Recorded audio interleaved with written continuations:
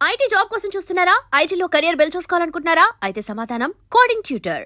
మీరు ఓంకారం అనే సినిమాకి రాశారు, రాజశేఖర్ ఉపేంద్ర డైరెక్టర్గా.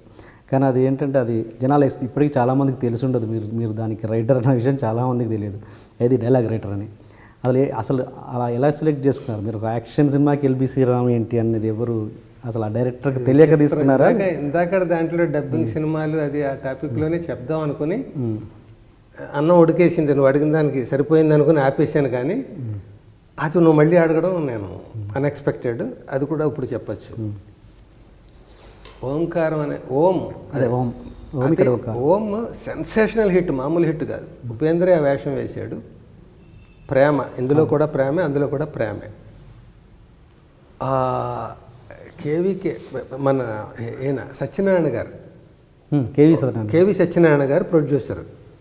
ఆయన రాజశేఖర్ గారిని హీరోగా పెట్టుకుని, సేమ్ ఉపేంద్రని హీరోగా కాకుండా డైరెక్టర్గా పెట్టుకుని, అదే ప్రేమను పెట్టుకుని తెలుగులో చేయడానికి మంచి గ్లామరస్ ప్రోడక్ట్గా చేయాలని అనుకుని ఇలా ఒక్కొక్కళ్ళు ఒక్కదాన్ని పెట్టుకుంటూ డైలాగ్ రైటర్గా ఎల్బి శ్రీరాముని పెడదాం. మంచి అప్పటికి నాకు కొంత పేరు తగిలాడింది, పేరుంది, మంచి రైటరు, బాగా తపన పడి రాస్తాడు ఇవన్నీ అనుకుని నన్ను పెట్టారు.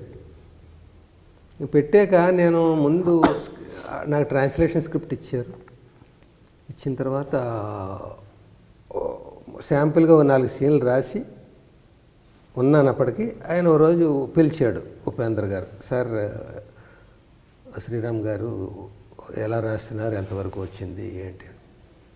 సారీ అండి, ఇంకా ఎలా బాగా రాయాలనే తపనతో 4 సీన్లు రాశాను ప్రస్తుతానికి. టైం అప్పుడు 2 రోజులు 3 రోజులు అయిపోయింది. పైగా మీరు అక్కడ పెద్ద సక్సెస్ఫుల్ సినిమా ఇది కదా అంటే ఆయన కూర్చోపెట్టి అన్నాడు, నాకు ముందే చెప్పాలనుకున్నాను, ఇప్పుడు చెప్తున్నా. కేవి సత్యనారాయణ గారు నాకు డైలాగ్ రైటర్ని ఇవ్వండి అంటే మీ పేరు చెప్పారు, మిమ్మల్ని ఇచ్చారు. మీ గురించి ఎంక్వైరీ చేస్తే మీరు ప్రూవ్డ్ రైటర్ అని, ఒక డిఫరెంట్గా రాస్తారని ఇవన్నీ చెప్పారు, తపన పడి రాస్తారు ఇదని.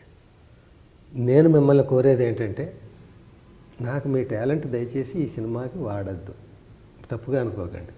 ఎందుకంటే కన్నడంలో అది హిట్ అయిన సినిమా. అది అక్కడ నేను డైరెక్ట్ చేశాను, ఇక్కడ నేనే డైరెక్ట్ చేస్తున్నాను. ఒక డైలాగ్ ఎలా చెప్పాలనేది నాకు ఒక ఫిక్స్డ్ కన్వెక్షన్ ఉంది. ఇక్కడ నా బదులు రాజశేఖర్ గారు చెప్తాడు, ఆయన చేత నేను చెప్పించాలి. పరభాష నాకు కాబట్టి నా మైండ్లో ఉన్న ఏయ్ ఆగక్కడ అని అన్నా అనుకో, ఆగక్కడనే ఉండాలి. నాకు ఏంటి ఎటు వెళ్తున్నావు, ఆగు కాసేపు అక్కడ అని రాస్తే నేను కన్ఫ్యూజ్ అవ్వడం, లేకపోతే నా ట్రెండ్ కాదు అది. నా భాష అయితే 2 కన్నడే అయితే మేనేజ్ చేస్తాను, కానీ ఇంకో భాషలో నేను రాస్తున్నప్పుడు నాకు డైలాగ్ టు డైలాగే కావాలి. కాబట్టి దయచేసి మీ టాలెంట్ కాకుండా మీ ఇమేజ్నే నాకు వాడండి. మీ టాలెంట్ ఈ సినిమా వరకు నాకు వద్దు.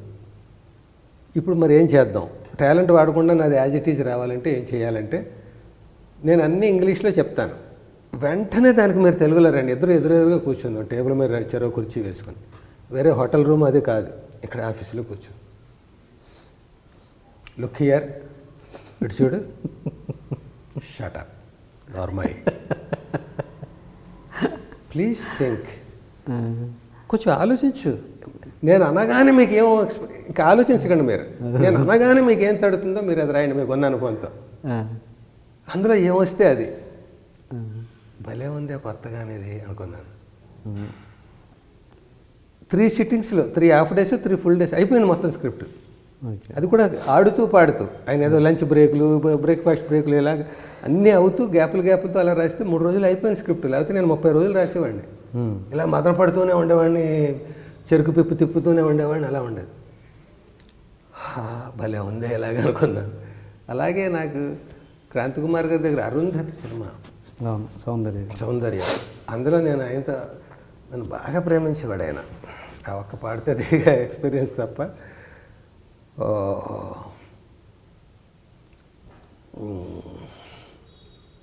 ఆయన అన్నాడు, ఆయన దగ్గర అన్నాను నేను, సార్ డైలాగ్స్ ఫ్రేమ్డ్గా కాకుండా ఒక ఫ్లోలో మామూలు కలోకియల్గా వాడతాం కదా మన జీవితంలో. సార్ డైరెక్టర్ గారండి రాద్దాం అనుకున్నానండి, కానీ అదేనండి ఆ సీను రాత్రి అండి ఏదో డిస్టర్బెన్స్ అండి, ఇలా ముక్కలుగా మాట్లాడతాం, ఫ్రేమ్డ్గా ఉండదు కదండి, అందులో ఫీల్ ఉంటుంది కదా, అలాగ సినిమా స్క్రిప్ట్ రాస్తే ఎలా ఉంటుంది అన్నాను. రాయ్ బాగుంటే చేద్దాం అన్నాడు ఆయన. మళ్ళీ ఛాలెంజ్, నేనే ఛాలెంజ్ పెట్టుకోవడం, నేనే దానికి ప్రూవ్ చేసుకోవడం. ఓకే, రాశాను, నచ్చింది ఆయనకి. 2 సీన్లు ఇస్తే రాసి వినిపిస్తుంది, మొత్తం అంతా ట్రెండ్లో రాశాను. నువ్వు కావాలంటే అరుంధతి ఆ దృష్టితో చూడు, అన్ని డైలాగులు అలా ఉంటాయి. కానీ మరి అలా కంటిన్యూ చేయడం కష్టమే. మన ప్రాసలు, మన పంచులు, మన ఈ ట్రెండ్ మెయింటైన్ చేయాలి కదా. అన్నీ అలా కలోకియల్గా రాస్తే కూడా అది రామ్ గోపాల్ వర్మ గారి స్టైల్ నిజానికి అది. ఆయన దాంట్లో అలాగే ముక్కలు గాను ఎక్స్టెన్షన్లు గాను ఉంటాయి డైలాగులు. ఆ ఫ్లోలో ఏమొస్తే అది 100 రూపాయలకి మర్డర్ చేసిన రోజులు ఉన్నాయి. ఆ ఫ్లోలో ఏమొస్తే అది కదా. అలాగా అన్ని రకాలు ఒక్కొక్కటి ఒక్కొక్క అనుభవం. అంటే మీరు చాలా ఆత్మాభిమానం గల వ్యక్తి కదా, చాలా కదా. అంటే ఇప్పుడు దురాత్మాభిమానం. మరి ఉపేంద్ర గారు ఆ మాట అన్నప్పుడు, డైలాగ్ యాక్చువల్గా ట్రాన్స్లేషన్ కావాలి నాకు అన్నప్పుడు, మీరు అప్పుడే అనాలి కదా. మామూలుగా మీ క్యారెక్టర్ ప్రకారం అయితే ట్రాన్స్లేటర్ అయితే నేను ఎందుకండి, ఏ అసిస్టెంట్ డైరెక్టర్ని పెడితే చేసుకోవచ్చు కదా అని. చాలా అనాలిసిస్ ఉన్నాయి ఆయన దగ్గర. ఏది వదలవు కదా, చెప్పేసాడు బాగానే చెప్పాడు అని ముందుకు వెళ్ళావు కదా, మొత్తం కూలంకషంగా నిజంగా అనాలి. కానీ నాకంటే ఛాలెంజెస్కి నేను ఇష్టపడతానయ్యా. ఇలా రాయి అన్నాడు, పోనీ అలా ఎందుకు రాయకూడదు, బాగానే ఉంటుంది. నేను ఇలా కలోకియల్గా మాట్లాడతానని అరుంధతిలో అన్న నేను, ఇతను నాకు ఎలా కావాలో అలా రాయండి. అది ట్రాన్స్లేషన్ అయినా నీ ఇష్టం వచ్చినట్టు రాయమంటున్నాడు కదా. ఓకే, అండర్స్టాండ్ కింద నించో అని రాయమంటలేదు కదా. అర్థమైందా? అండర్స్టాండ్కి మీనింగ్ ఏంటి? అండర్స్టాండ్ కింద నించో కాదు, అండర్స్టాండ్ అర్థమైందా. అండర్స్టాండ్కి నువ్వేం రాస్తావు అదే రాయి. కింద నించో అని రాయమని బౌండరీస్ ఇవ్వలేదు ఆయన. నేను అంటూ ఉంటాను, దానికి కరెక్ట్ తెలుగులో మీరు ఫీల్ అయిన తెలుగు రాయండి అన్నాడు. నాకు స్వాతంత్రం ఇచ్చినట్టే. కానీ ఆలోచిస్తూ ఫ్రేమ్ చేస్తూ రాయొద్దు. నేను నా స్క్రిప్ట్ నేను ఇంగ్లీష్లో రాసుకున్నాను. ఎప్పుడైతే నేను తెలుగులో చేయాలనుకున్నానో, డైలాగ్ రైటర్తో నాకు ఈ ప్రాబ్లం వస్తుందని నేను ఊహించి ఇంగ్లీష్లో రాసుకున్నాను. నాకు కన్నడ వచ్చు, ఇంగ్లీష్ వచ్చు, తెలుగు ముద్దగా వచ్చు. దాన్ని ముద్దుగా రాయండి మీరు. నేను అంటాను, మీరు వెంటనే రాయండి. అదే ఎల్బి శ్రీరామ్ స్టైల్, అదే అనుకుందాం ఈ సినిమాకి. నాకు నచ్చింది అది. అలాగే క్రాంతి కుమార్కి ఇచ్చిన ఆఫర్ ఆయనకి ఇచ్చింది నాకు నచ్చింది. ఇలాగే ఇంకో అనుభవం చెప్పాలంటే రైటర్గా చాలా ఉన్నాయి. సంగీతం శ్రీనివాసరావు గారు, ఆయన అంటే నాకు విపరీతమైన అడ్మిరేషన్. నాకేంటి అందరికీనా. ఎందుకంటే ఆయన వయస్సు రీత్యా, ఇందాక మాయాబజార్ గురించి మనం, అది ఎందుకు ఆ గొప్పది ఏదో టాపిక్ వచ్చింది ఇందాక. ఇండియన్ బెస్ట్ స్క్రీన్ ప్లే సినిమాల్లో మాయాబజార్, షోలే అని చెప్తారు. అది పెద్దవాళ్ళు అన్నమాట, నేను ఇచ్చిన సర్టిఫికెట్ కాదు. నాకు అసలు ఆ సినిమాని అర్థం చేసుకోవడానికే చాలా కష్టం అవుతుంది. పాండవులే లేకుండా భారతాన్ని చెప్పిన సినిమా. ఇలా చాలా ఉన్నాయి దాని క్వాలిటీస్. మాయా పెట్టి ఎస్వి రంగారావు గారు, సావిత్రి వాళ్ళు ఒకళ్ళొకళ్ళు మార్ఫింగ్లు అవి ఇవ్వడం, అవన్నీ కొత్త రోజుల్లో. చాప ఎలా తెరిస్తే మురుచుకుపోవడాలు ఇవన్నీ. సో అట్లా ఆ రోజులు అప్పటి నుంచి ఉన్నాడు ఆయన సంగీతం శ్రీనివాసరావు గారు.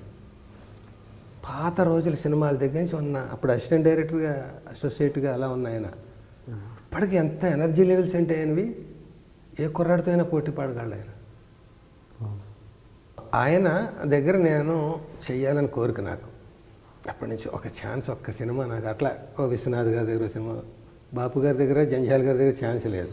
బాపుకి రమణ గారు ఉన్నారు, జంజాల్ ఉన్నాడు. ఇలా కొందరు దగ్గర చేయాలని కోరికలు. And for more videos, please subscribe to iDream. Please subscribe to iDream. Please subscribe iDream. And please subscribe to iDream. For more videos, subscribe to iDream. please like, share and subscribe to the channel. Congratulations, iDream. Subscribe to iDream. Subscribe to iDream. So subscribe to iDream Media. iDream ki iDream team andarki huge congratulations. Please subscribe iDream Media. Please subscribe to iDream. Subscribe iDream. Please subscribe to iDream. I dream అంటే నా కళల ఛానల్ను subscribe చేసుకున్న నోరు తిరుగుతలేదు. మీరైతే గంట గుర్తు కొట్టండి. For more such videos, please subscribe to iDream. Subscribe to iDream. Please subscribe to iDream. Please subscribe iDream Media. Please do subscribe to iDream. Please subscribe to iDream Media. For best entertainment and information, please subscribe iDream. And don't forget to subscribe to iDream.